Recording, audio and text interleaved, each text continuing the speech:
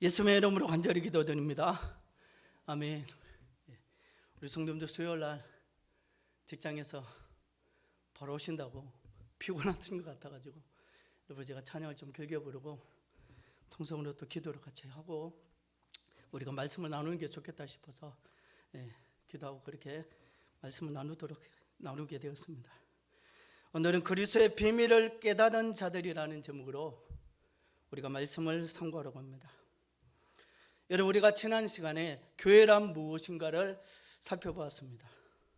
교회는 하늘나라의 시민이고 하늘나라의 가족이라고 했습니다. 교회가 어떻게 세워졌습니까? 사도들과 선지자들의 터 위에, 즉 하나님의 말씀의 터 위에 세워졌고 모퉁이 돌이신 예수 그리스도 위에 기둥을 세우고 담을 세우고 예수 그리스도 안에서 우리가 서로 연결되어졌다고 했습니다. 그래서 교회는 하나님 말씀을 따라가면 됩니다. 시대가 이런데 교회가 어떻게 해야 합니까? 교회가 어디로 가야 합니까? 하나님 말씀 위에 세워진 교회이기 때문에 하나님 말씀을 따라가면 된다는 것입니다. 교회된 우리의 최종 목표가 무엇이었습니까?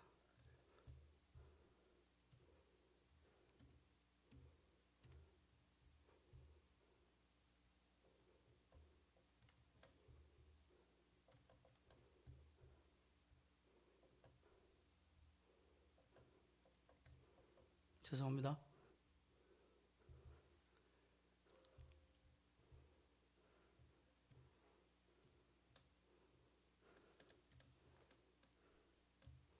교회된 우리의 최종 목표가 무엇이라고 했습니까? 하나님께서 거하실 처소가 되는 것입니다. 그러기 위해서 우리가 성령의 임재를 구하고 성령의 인도하심을 따라 살아야 한다고 했습니다. 교회의 최종 목표, 우리 여러 가지로 얘기할 수 있겠죠. 하나님께서 거하시는 처소, 하나님께서 거하시는 처소가 된다는 것은 성령의 임재를 구하고 성령의 인도하심을 따라 사는 것이라는 거예요. 그래서 하나님께서 세우신 우리 영양서부교회 지체된 여러분들의 삶이 하나님께서 거하실 처소답게 성령의 임재를 사모하고 성령의 임재를 구하고 그 성령의 인도하심을 따라 살아가는 믿음의 복된 삶이 되시기를 주님의 이름으로 간절히 축원합니다. 여러분, 오늘 우리가 3장을 살펴보기 전에 에베소서가 로마의 감옥에서 쓰여진 옥중 서신임을 우리가 기억할 필요가 있습니다. 먼저 오늘 본문에서 우리는 바울이 자기 자신에 대해서 어떻게 의식하고 있는지를 살펴볼 필요가 있습니다. 1절 말씀 우리 같이 읽겠습니다. 1절입니다. 시작. 이러므로 그리스도 예수의 일로 너희 이방인을 위하여 갇힌 자 된 나 바울이 말하거니와. 아멘. 여러분, 바울은 로마의 감옥에 갇혀 있는, 법적으로 말하면 로마의 죄수였습니다. 그런데 오늘 본문에서 바울은 자신이 로마의 죄수가 아니라 그리스도 예수의 일로 갇힌 자라고 말씀합니다. 그렇다면 이 바울이 말하는 그리스도 예수의 일이란 무엇입니까? 바로 이방인들에게 복음을 전하는 일이었습니다. 여러분, 당시 이방인들에게 복음을 전한다는 것은 동족인 유대인들로부터 생명의 위협을 당할 정도로 위험한 일이었습니다. 우리가 사도행전 21장에 보면 바울이 3차 전도여행을 끝나고 유럽과 아시아의 여러 교회에서 예루살렘 교회 성도들을 위한 선교 헌금을 받게 됩니다. 왜냐하면 예루살렘에 큰 흉년이 들어서 많은 성도들이 굶고 있다는 소식을 들었기 때문입니다.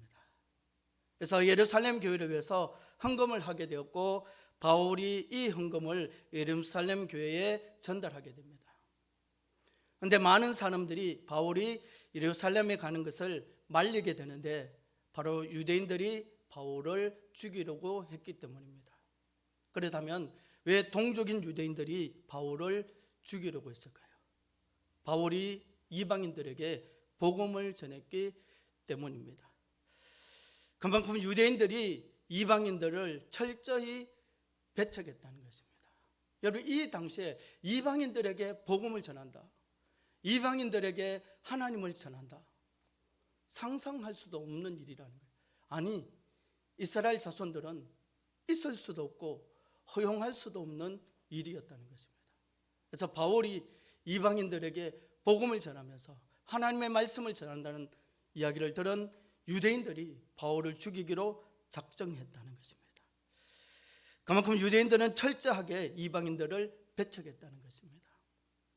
이처럼 율법은 유대인과 이방인을 나누었고, 이방인은 감히 하나님 앞에 나올 수도 없었고 성전에 발도 들일 수 없었습니다. 그런데 예수 그리스도의 십자가의 보혈을 통해 그 장벽이 무너지게 되었고 새로운 성전, 즉 교회가 세워지게 되었다는 것입니다. 그렇다면 하나님께서 왜 바울을 이방인의 사도로 부르셨을까요? 오늘 본문 2절 말씀입니다. 우리 같이 읽겠습니다. 너희를 위하여 내게 주신 하나님의 들었을 터이라. 아멘. 한마디로 하나님의 은혜의 경륜 때문이라고 말씀합니다. 여기서 경륜이라는 말은 어떤 포부를 가지고 일을 조직하고 계획하는 것을 말합니다. 즉 하나님의 경륜이란 하나님께서 구원의 계획을 가지고 이 세상을 어떻게 움직여 나가시는가 하는 것을 말합니다. 다시 말해서 세상을 구원하시고자 하는 하나님의 구원의 계획의 일부로 바울이 이방인의 사도가 되었다는 것입니다. 오늘 우리도 마찬가지입니다. 그래서 하나님께서 우리 한 사람 한 사람을 사용하심으로 하나님의 구원을 이루어 가신다는 사실을 여러분들은 잊지 마시기를 바랍니다. 저는 에베소서를 이렇게 준비하면서요, 참 우리 교육기관에 말씀을 전하는데요, 참 교육기관의 그 영혼들이 얼마나 귀한지 모르겠어요. 하나님께서 저들을 통해서, 물론 우리 성도님들, 우리 기성 성도님들을 통해서도 하나님께서 일을 하시고 계획하신 일들, 특별히 그 하나님의 구원의 경륜을 이루어 가시지만 저 어린 영혼들을 통해서, 저들을 통해서 하나님께서 과연 어떻게 역사하실까? 하나님께서 저들을 통해서 하나님의 구원의 경륜을 이루어 가실 것을 생각하니까요, 사랑스럽더라고요. 귀하더라고요. 제가 저번에도 한 번 이야기했는데, 제가 목사님께서 칠레 갔다 오셨을 때 교회밖에 생각이 안 나더라고요. 사실 저는 와닿지 않더라고요. 부격자 생활만 계속 했으니까 잘 와닿지 않더라고요. 이제 요즘 예배소 말씀을 제가 준비하면서 참 그게 와닿더라고요. 왜 교회가 중요하고, 왜 교회가 사랑스럽고, 왜 목사님께서 어디 가시든지 교회를 잊지 못하는지 이해가 되더라고요. 하나님께서는 우리 한 사람 한 사람을 사용하심으로 하나님의 구원을 이루어 가신다는 것입니다. 그래서 여러분 가정에 가서 여러분 자녀들 축복할 때, 잘 때 그렇게 기도하세요. 하나님, 저 준이를 통해서 하나님 계획하신 일들을 이루어가는 일에, 하나님의 구원의 계획을 이루어가는 일에 사용해 달라고. 여러분 얼마나 멋있어요. 하나님, 우리 아들이, 우리 손자가 공부 잘해서 좋은 대학 가서 좋은 직장에 가서 월급 많이 받아서 좀 넉넉하게 살고 좀 풍족하게 살고, 물론 그것도 기도해야 되겠지만, 하나님, 사랑하는 우리 아무개 하나님의 구원의 경륜을 이루어가는 일에 저 어린 것을 쓰임받을 수 있게 해달라고.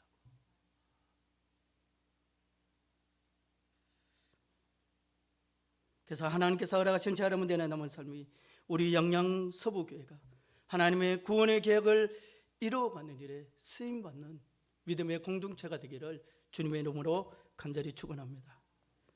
오늘 본문에서 바울은 자신이 깨달은 하나님의 경륜을 비밀이라고 말합니다.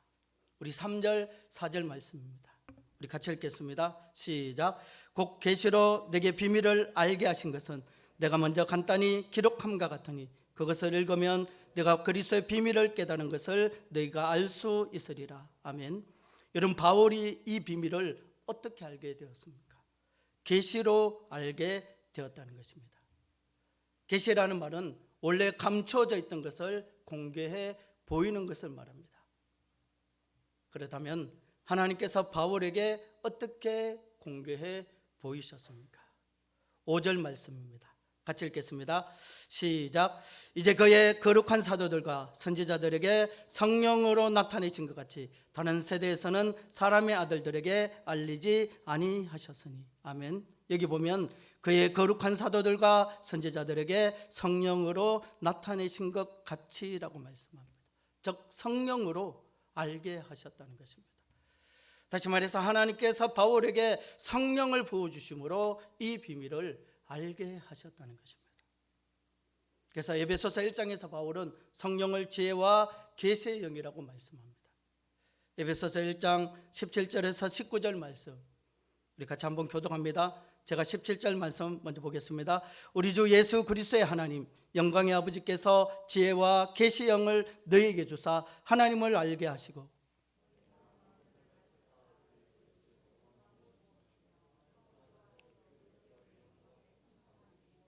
그의 힘의 위력으로 역사하심을 따라 믿는 우리에게 베푸신 능력의 지극히 크심이 어떠한 것을 너희로 알게 하시기를 구하노라. 아멘. 여러분, 성령이 하시는 일이 무엇입니까? 하나님을 알게 하시고 부르심의 소망, 즉 자신의 사명과 소명이 무엇인지를 알게 하시고 우리에게 베푸신 능력, 즉 우리에게 주신 복이 무엇인지 또 하나님의 뜻이 무엇인지 우리가 어떻게 살아야 하는지 이 모든 것을 성령께서 알게 하신다는 것입니다. 여러분, 자녀들이요, 성령을 받으면 어떻게 살아야 하는지를 알게 돼요. 다 우리 성도님들 경험해 보셨잖아요. 그냥 주어진 인생이니까 어쩌다 보니까 세상에 태어났으니까 죽을 수 없어서 우리는 살아가는 것이 아니잖아요. 우리는 사는 목적이 분명해요. 우리의 사명이 분명합니다. 희미한 것이 아니에요. 분명합니다. 문제는 우리가 문제지 하나님께서 우리를 희미하게 세상에 보내신 것이 아니라는 거예요. 근데 성령이 임하시면 하나님을 알게 하시고 부르심의 소망, 우리 자신의 사명, 소명이 무엇인지를 알게 하시고 우리에게 주신 복이 무엇인지 하나님의 뜻이 무엇인지 우리가 어떻게 살아야 하는지 이 모든 것을 성령께서 알게 하신다는 것입니다. 그래서 바울은 성령을 지혜와 계시의 영이라고 고백합니다. 그런데 바울뿐만 아니라 오늘 우리도 이 성령을 받았다는 것입니다. 다시 말해서 지금까지 이 비밀은 감추어져 있었습니다. 그런데 하나님께서 모든 믿는 자들, 즉 저 여러분들에게 성령을 부어주심으로 이 비밀을 알게 하셨다는 것입니다. 그러면서 바울은 다른 세대, 즉 구약의 시대에는 이방인들이 이 비밀을 알고 싶어도 알지 못했고 보고 싶어도 볼 수 없었다고 말씀합니다. 그렇다면 바울이 깨달은 이 비밀, 바울이 깨달은 비밀이 무엇입니까? 우리 6절 말씀 같이 읽겠습니다. 같이 읽습니다. 시작. 이는 이방인들이 복음으로 말미암아 그리스도 예수 안에서 함께 상속자가 되고 함께 지체가 되고 함께 약속에 참여하는 자가 됨이라. 아멘. 여러분, 여기 보면 세 가지를 말씀합니다. 첫 번째로 이방인들이 복음을 듣고 예수 안에서 함께 상속자가 되었다는 것입니다. 여러분, 우리가 창세기 12장에 보면 하나님께서 아브라함을 부르시고 고향과 친척과 아버지의 집을 떠나 내가 내게 보여줄 땅으로 가라고 말씀하시면서 아브라함에게 복을 약속하셨습니다. 창세기 12장 2절 3절 말씀 같이 읽어볼까요? 시작. 내가 너로 큰 민족을 이루고 내게 복을 주어 내 이름을 창대하게 하리니 너는 복이 될지라. 너를 축복하는 자에게는 내가 복을 내리고 너를 저주하는 자에게는 내가 저주하리니 땅의 모든 족속이 너로 말미암아 복을 얻을 것이라 하신지라. 아멘. 여러분, 원래 이 복을 누릴 수 있는 상속자는 유대인들 뿐이었습니다. 복의 근원, 너를 축복하는 자를 축복하고 너를 저주하는 자를 저주하겠다는 이 복은 대대조선 아브라함의 육신의 그 자손인 유대인들이 이 복의 상속자였다는 거예요. 그러나 바울은 오늘 본문에서 이방인들이 복음으로 말미암아 상속자가 되었다고 말씀합니다. 즉 육신으로는 아브라함의 자손이 아니지만 복음으로 말미암아 그리스도 예수 안에서 함께 상속자가 되었다는 것입니다. 다시 말해서 복음 대신 예수님을 믿음으로 하나님의 자녀가 되고 또 하나님 나라의 상속자가 되었다는 것입니다. 여러분, 복음은요 희미하지 않아요. 뭐 아마 그렇겠지. 저는 그렇게 얘기합니다. 저는 제일 싫어하는 게 보험을 들듯이 기도하세요. 보험을 들듯이 기도를 보충. 여러분, 보험은요 혹시나 해서 들지 정확하게 사고 날 것을 알고 드는 사람 없잖아요. 우리 신앙은요 보험이 아니에요. 혹시나 해서 희미하게, 혹시 내게 안 좋은 일이 있을까 봐, 천국과 지옥이 있는 줄 모르겠지만 혹시 있으면 그래도 믿는 것이 안 낫겠나. 보험의 신앙이 되면 안 돼요. 희미하지 않습니다. 분명합니다. 복음은. 이 복음의 진리를 깨달으면요 여러분, 변질될 수가 없어요. 변할 수가 없어요. 힘들다고 포기하고 그럴 수 없어요. 저는 청년들이 항상 이야기하면 그렇게 합니다. 힘들면 더 하나님 앞에 충성하라고. 그 고비를 넘겨야지 믿음이 성장하는 거예요. 여러분, 믿음은요 시간이 지난다고, 교회를 오래 다닌다고 믿음이 성장하는 것이 아니에요. 믿음이 성장하려면요 고난을 견뎌내야 합니다. 그 고난을 견뎌내면 믿음이 한 단계 성장하는 거예요. 목사님, 저는 왜 이렇게 시험이 많을까요? 왜 이렇게 어려움이 많을까요? 하나님께서 믿음을 성장시키려고 그러는 거다. 저는 그렇게 이야기합니다. 그것만 참으면, 그것만 넘기면 니도 모르는 사이에 믿음이 성장한다. 참아라. 끝까지 네 자리를 지켜라. 왜? 신앙은 관계이기 때문에. 이 분명한 복음, 오늘 바울이 깨닫는 이 비밀, 예수를 믿음으로 하나님의 자녀가 되고 예수를 믿음으로 우리가 하나님 나라의 상속자가 되었다는 이 비밀, 요한복음 1장 12절 말씀, 우리 같이 한번 읽어볼까요? 같이 읽습니다. 시작. 영접하는 자, 곧 그 이름을 믿는 자들에게는 하나님의 자녀가 되는 권세를 주셨으니. 아멘. 여기 보면 그 이름을 믿는 자들에게는 하나님의 자녀가 되는 권세를 주셨으니 라고 말씀합니다. 즉 우리가 복음 대신 예수님을 믿음으로 자녀가 되었다는 것입니다. 내가 주일을 한 번도 안 빠져서, 내가 11조를 꼬박꼬박 해서, 내가 그래도 교회 다니지 않는 사람보다 착하게 살아서 선한 일을 많이 해서 하나님의 자녀가 된 것이 아니에요.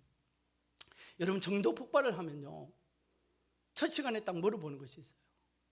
종이를 한 장씩 나눠주고요, 그런 이야기를 합니다. 오늘 밤에 우리가 죽어서 천국에 갔는데 하나님께서 왜 내가 너를 이 천국 문에 들어가게 해야 되느냐 물으신다면 뭐라고 이야기하겠나? 이 질문 하나. 오늘 밤에 죽는다고 하면 천국에 갈 확신이 있느냐? 이 두 가지 질문을 반드시 짚고 넘어갑니다. 우리의 어떤 행위, 의가 아닌 예수 그리스도를 믿음으로, 복음 대신 예수님을 믿음으로 우리가 하나님의 자녀가 되고, 복음 대신 예수님을 믿음으로 우리가 하나님의 상속자가 되었다는 것입니다. 로마서 8장 17절 말씀 우리 같이 읽어볼까요? 시작. 자녀이면 또한 상속자, 곧 하나님의 상속자요 그리스도와 함께한 상속자니 우리가 그와 함께 영광을 받기 위하여 고난도 함께 받아야 할 것이니라. 아멘. 여기 보면 그리스도와 함께한 상속자니라고 말씀합니다. 즉 우리가 하나님 나라의 상속자가 되었다는 것입니다. 무엇으로? 우리의 의로, 우리의 행위로, 내가 교회를 열심히 다녀서 아니라는 거예요. 예수 그리스도를 믿음으로, 예수 그리스도를 믿음으로, 예수 그리스도를 믿음으로 자녀가 되었고, 예수 그리스도를 믿음으로 하나님 나라의 상속자가 되었다는 것입니다. 여러분, 이것이 복음의 위대함입니다. 이 복음의 진리를 깨닫는 사람, 성령께서 이것을 깨닫게 해주는데, 이걸 깨달으면요 변할 수가 없어요. 이걸 깨달으면요 물론 힘들면 우리가 불평할 수도 있고 원망도 찾아올 수 있지만 절대 예수 그리스도를 떠날 수 없다는 거예요. 이 복음의 진리, 이 복음의 위대함을 발견한 사람, 깨달은 사람, 확신하는 사람은요, 변질될 수 없다는 거예요. 좋게 변할 수는 있어도, 하나님의 사람으로 변할 수는 있어도 변질될 수는 없다는 거예요. 그래서 하나님의 나라는 육이 아니라 영으로 받는 나라입니다. 인간의 지식이나 힘이 아니라 오직 예수님을 믿음으로 말미암아 함께 상속받는 나라입니다. 나만이 아니고 복음 대신 예수님을 믿는 모든 자들이 함께 상속받는 나라라는 거예요. 여러분, 우리 주일학교 찬양 그런 찬양, 돈으로도 못 가요 하나님 나라, 힘으로도 못 가요 하나님 나라. 하나님의 나라는 육이 아니라 영으로 받는 나라입니다. 인간의 지식이나 힘이 아닌 오직 예수 그리스도를 믿음으로 말미암아 하나님께서 택정하신 그 모든 사람들과 함께 상속받는 나라가 하나님의 나라라는 것입니다. 바울은 이 비밀을 깨달았다는 것입니다. 두 번째로 함께 지체가 되었다는 것입니다. 6절에 보면 함께 지체가 되고라고 말씀합니다. 여기서 함께 지체가 되고라는 말은 원어에 보면 시소모스입니다. 그 뜻은 육체와 함께 한다는 의미입니다. 즉 피를 나눈 형제 자매가 되었다는 것입니다. 다시 말해서 복음 대신 예수 그리스도로 말미암아 이방인들이 그리스도께서 머리 되신 교회의 한몸됨을 의미합니다. 이방인들이 유대인과 더불어 그리스도의 몸인 교회의 지체, 즉 한몸을 형성했다는 것입니다. 바울은 이 비밀을 깨달았다는 것입니다. 마지막 세 번째로 함께 약속에 참여하는 자가 되었다는 것입니다. 6절 하반절에 보면 함께 약속에 참여하는 자가 됨이라라고 말씀합니다. 여러분, 상속자가 된다는 것과 약속에 참여한다는 것 무엇이 다를까요? 상속자가 된다는 것은 미래를 의미합니다. 미래의 일입니다. 반면에 약속에 참여한다는 것은 지금 현재의 일입니다. 여러분, 우리가 성경에 보면 우리에게 주신 많은 약속들이 있습니다. 요한복음 14장 24절에 보면 평안을 너희에게 끼치노니 곧 나의 평안을 너희에게 주노라. 내가 너희에게 주는 것은 세상이 주는 것과 같지 아니하니라. 너희는 마음에 근심하지도 말고 두려워하지도 말라라고 말씀합니다. 즉 세상이 주는 평안이 아닌, 세상에서 오는 평안이 아닌 하늘의 평안, 예수 그리스도께서 주시는 그 하늘의 평안, 하늘의 평안을 주시겠다는 것입니다. 또 요한복음 16장 24절에 보면 지금까지는 너희가 내 이름으로 아무것도 구하지 아니하였으나 구하라 그리하면 받으리니 너희 기쁨이 충만하리라 라고 말씀합니다. 또 마태복음 11장 28절에 보면 수고하고 무거운 짐진 자들아 다 내게로 오라 내가 너희를 쉬게 하리라 라고 말씀합니다. 이 밖에도 성경에는 32,000여 가지의 약속들이 나옵니다. 그런데 그리스도 예수 안에서 이방인이 함께 이 약속에 참여하는 자가 되었다는 것입니다. 이것이 바울이 깨달은 복음의 비밀입니다. 여러분, 말씀 맺겠습니다. 사랑하는 성도 여러분, 바울이 왜 이방인의 사도가 되었습니까? 하나님의 경륜, 즉 세상을 구원하시고자 하는 하나님의 구원의 계획의 일부로 바울이 이방인의 사도가 되었다는 것입니다. 바울은 자신이 알게 된 것이 비밀이었다고 말합니다. 그렇다면 바울이 알게 된 비밀이 무엇입니까? 이방인들이 복음을 듣고 예수 안에서 함께 상속자가 되었고 함께 지체가 되었고 함께 약속에 참여하는 자가 되었다는 것입니다. 우리가 그리스도 밖에 있을 수밖에 없는 우리가 이 복음으로 함께 상속자가 되고 함께 지체가 되고 함께 약속에 참여하는 자가 되었다는 것입니다. 그런데 바울뿐만이 아니라 오늘 우리도 성령의 깨닫게 하심으로 이 비밀을 알게 되었다는 것입니다. 하나님께서는 이 비밀이 증거되기를 원하십니다. 여러분, 교회는 건물이 아니고 여러분들이 교회예요. 우리 한 사람 한 사람이 교회라는 거예요. 바울에게 이 비밀을 깨닫게 하신 성령께서 오늘 우리에게도 이 비밀을 깨닫게 하셨다는 거예요. 하나님께서는 이 비밀이 증거되기를 원하신다는 것입니다.